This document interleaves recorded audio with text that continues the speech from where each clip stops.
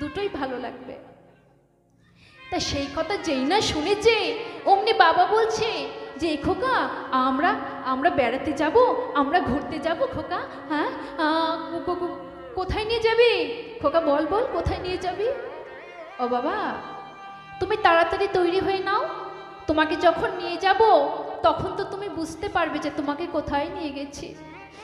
এবার বাবা তাড়াহুড়ো করে সেই মলিন বস্ত্র ত্যাগ করে নতুন বস্ত্র পরেছে। আর ওদিকে খোকা তিনি হাত মুখ ধুয়ে এসে বাবাকে ডেকে বলছে, ও বাবা তুমি তৈরি হয়েছো? হ্যাঁ খোকা আমি তৈরি হয়েছি, চল কোথায় নিয়ে যাবি? এই কথা বলে খোকা খোকা তার বাবার হাতটা ধরেছে। বাবার হাতটা ঠিক এমন ভাবে ধরে নিয়ে ঘরের বাহির করে নিয়ে যাচ্ছে। যে পিতা যে মাতা ছোট্ট সন্তানকে নিজে খেয়ে না খেয়ে বড় করে, সন্তান যদি ঘুমের ঘরে কান্না করে ওঠে মায়ের বুকের মধ্যে ধকবক করে ওঠে আমার খোকার কিছু হলো বুঝি।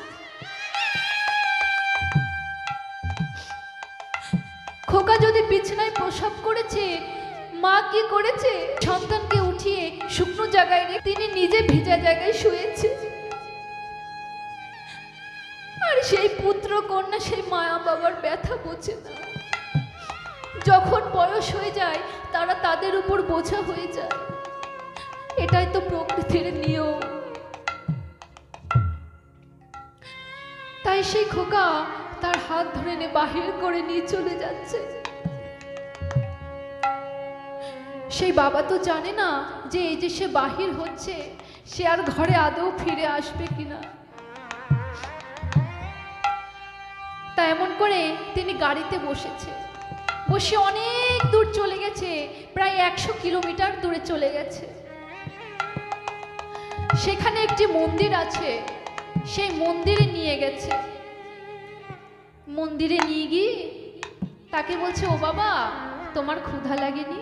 হ্যাঁ রে খোকা আমার ক্ষুধা লাগেনি, আমার বড্ড জল তেষ্টা পেয়েছে খোকা, আমার একটু জল এনে দে।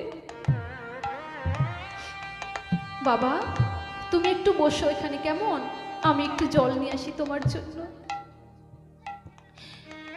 সেই যে খোকা জল আনার নাম করে সেই যে চলে গেল, সে খোকা এখনো পর্যন্ত ফিরে এলো না।